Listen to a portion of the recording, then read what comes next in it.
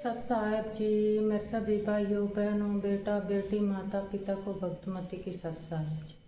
तो आज हम सुनेंगे संत रामपाल जी महाराज की अमृतवाणी में अमृत सत्संग। जब भी हमारे पास टाइम हो हमने गुरु परमात्मा जी के सत्संग जरूर सुनने हैं, चाहे हमने सत्संग को पहले कितनी बार भी सुन लिया हो। जब भी हमारे पास टाइम हो हमने गुरु परमात्मा जी के सत्संग सुनते रहना। तो सुनते हैं सभी भाई बहन बेटा बेटी माता पिता मिलजुल करके सत्संग संत रामपाल जी महाराज की सत साहेब जी। भगत एक व्यक्ति किसान था।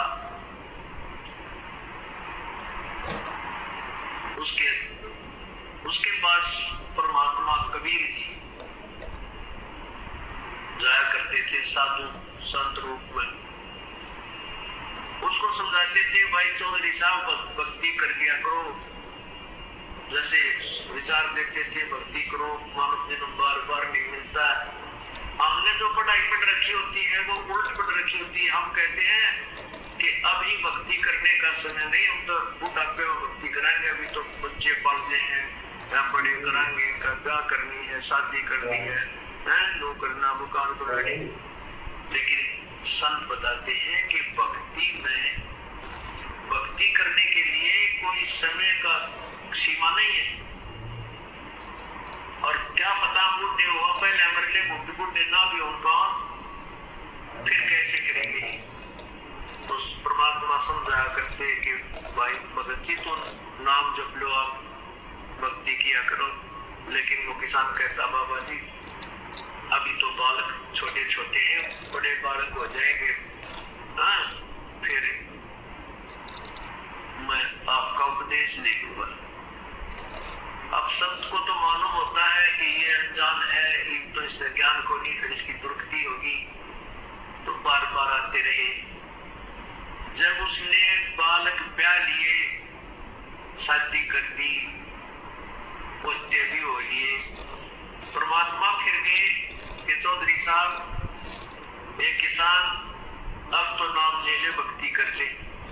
नो बोला, बाबा जी छोटे छोटे पोते बच्चे खेत में काम करते, इनको मैं रखता हूँ, खिलाता हूँ, और रुक जा 5-4 वर्ष और, या फिर तेरा नाम मैं तो अवश्य दूंगा। अब परमात्मा फिर गए। तो 5-4 वर्ष के बाद परमात्मा उस किसान के घर फिर गए। देखा तो किसान नहीं था। बच्चों से पूछा, बेटा तुम्हारा पिताजी कहाँ गया? उन्होंने बताया, जी 4 वर्ष हो गए पिताजी की मृत्यु को। प्रभु को तो पता था। वही व्यक्ति वही मर गया, बैल बन गया। उन्हीं की गाय के बच्चा पैदा हुआ और उन्हीं के वहां बैल बढ़ गए। खेत में हल जोत रहा, हल में जोत रखा बेटे ने। अब वो परमात्मा यानी कबीर परमेश्वर वहां खेत में गए। लड़के से कहा, भाई लड़के एक बार रोकना बैलों को, खेत में हल में जोत रखे थे। परमेश्वर ने कहा, कबीर जी ने कहा कि एक किसान वो बैल नो बोला रहा, भगत यूके में बैठा तो मैंने कितना कहा, राम नाम ले ले, भक्ति कर ले, देख बैल बन बैठा। आजा तुझे अब तेरा ये शरीर छुटवा दूं बैल का, तेने मार दूं और फिर तुझे मनुष्य शरीर दे दूंगा, तू भक्ति कर लिए।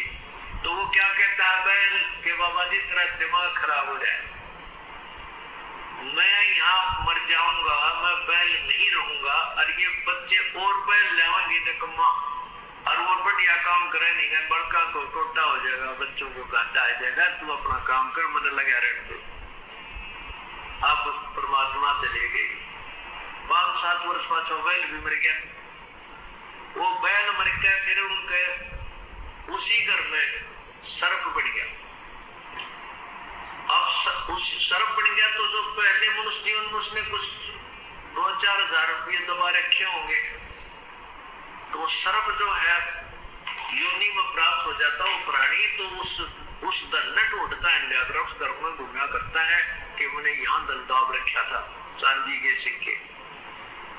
वो किसान की आत्मा सर्प बन के आया तो था वो धन ढूंढने।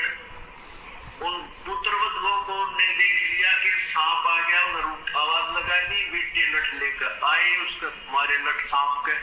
वो मोरी में के भागता भागते गए, एक दो लठ लेको चार सांकड़ी टूट गई इसकी हड्डी। और वो बोरी से बाहर निकल के एक झाड़ी में जाकर और तड़पन लग रहा। परमात्मा वहां फिर जा खड़े हुए कबीर जी, क्योंकि ये कहते हैं, परमात्मा कहते हैं कि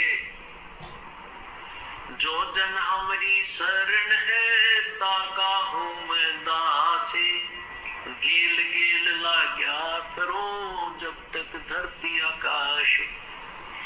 अब परमात्मा की वो कोई पुण्य आत्मा थी, किसी जन्म में उनके साथ रहे थे, भक्ति की हुई थी, उस कारण से उसको शरण में लेने के लिए सब लीलाएं प्रभु ने की।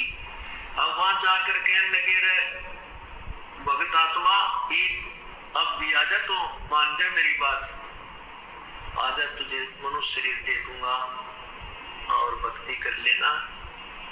तब वो सांप लोग कह सर्प बोला कि हे महाराज जी, मेरा जीवन बचा दो, मुझे ले दो शरण में, मेरा शरीर छुटवा दो, मुझे ले लो शरण में और मैं भक्ति करूंगा। तो परमात्मा बोले भाई शरण मत आया, फिर सांकड़ी तोड़वा का है। तो आई जितने बात समझ में, पर ये हड्डी पकड़ी एक होली त्रिजम समझ में आई। अगर ये बात तो उससे भी मेरी मान लेता ना, तो तेरे को धर्म हानि होती, पोते भी खिलाता और भगवान भी बच देता। एक पंथ दो काज होते भाई, पर यह बुद्धि गांव जारी है तुम्हारी, क्योंकि तत्व ज्ञान रहा नहीं।